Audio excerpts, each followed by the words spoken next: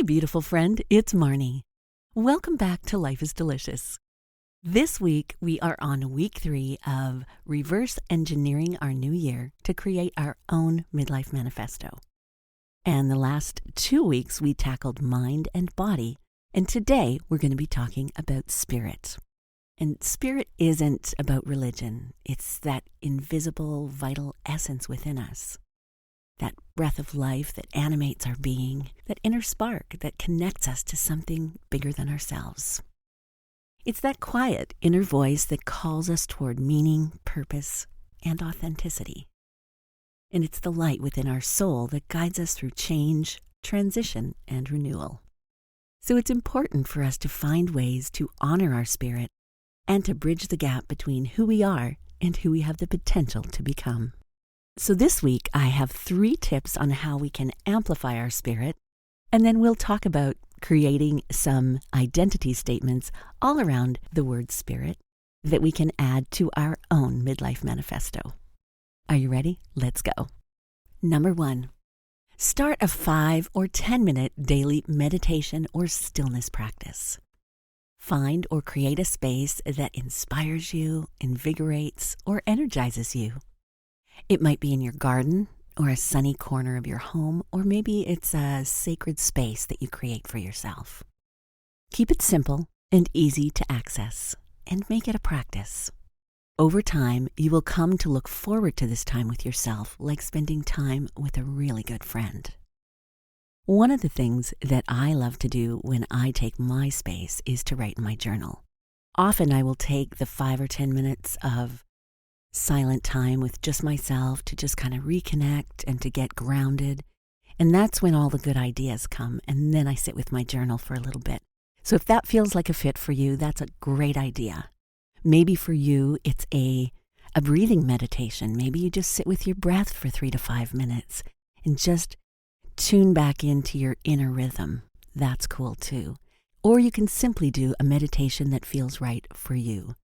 I often talk about meditation as anything that you do in a way that feels mindless, or you can actually detach from your thoughts and you can just get into the rhythm of something that feels good. I even think about gardening. When I'm out in the garden and I'm just there with the vegetables and connected to the earth, I feel completely grounded. And for me, that's totally a meditation. So whatever it is for you, just give it a try every day for 3 to 5 minutes, and if it feels good, maybe move it to 10 or 15. Consistency is the key here. Whatever amount of time you have every day, just make sure you get a little something in, even if it is just 3 minutes. Over time, that will add up, and you'll start to be able to make it a little bit longer and a little bit longer as you start to really enjoy that process. Number 2. Spend time in nature without distractions. Now, I know that's a little bit harder when the winter is upon us, but there are other ways that we can figure that out. Being in the fresh air surrounded by the natural elements has profound healing effects physically, mentally, and emotionally.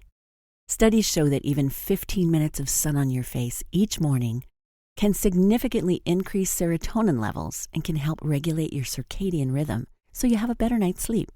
But do yourself a favor. I know a lot of us are really in tune with trying to get our steps in and all of that. But do yourself a favor and leave your phone at home. That way you can be totally present and really allow the power of nature to help connect you to the world around you and to your inner self. I know that when I take my phone with me, quite often I'm tempted to want to take a picture of the surroundings, or I want to check and see if I've got enough steps in. But when you leave your phone out of the equation, you really allow yourself to just be with the nature. Even if you see something that you'd love to take a picture of, just stop for a minute and allow yourself to take it in and enjoy it and feel the beauty of it without feeling like you need to take it with you. This is a moment strictly for you, and that's the whole point.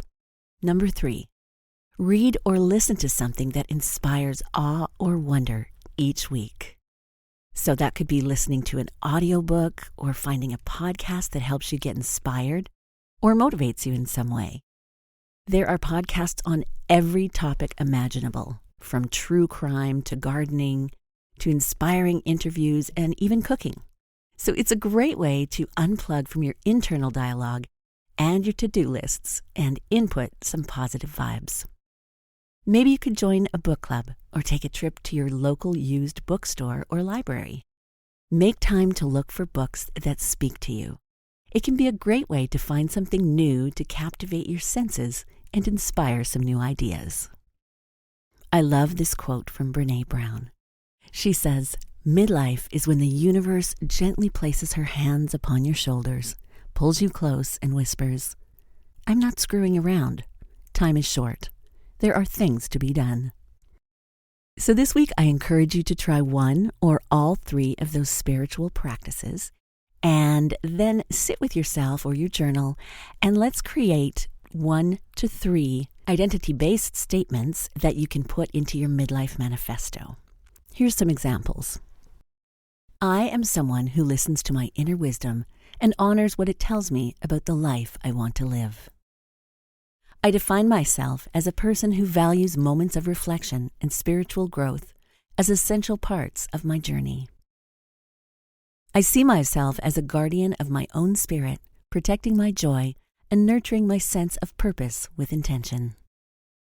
I am committed to being a seeker of meaning and connection, continually exploring what makes my spirit feel most alive. I am a woman who believes that honoring my spirit is a radical act of self-love, and that by doing so, I create a more fulfilling and authentic life. After all, your spirit is the part of you that craves meaning, connection, and alignment. Nourishing your spirit means giving yourself space to breathe, reflect, and reconnect with what lights you up from the inside out.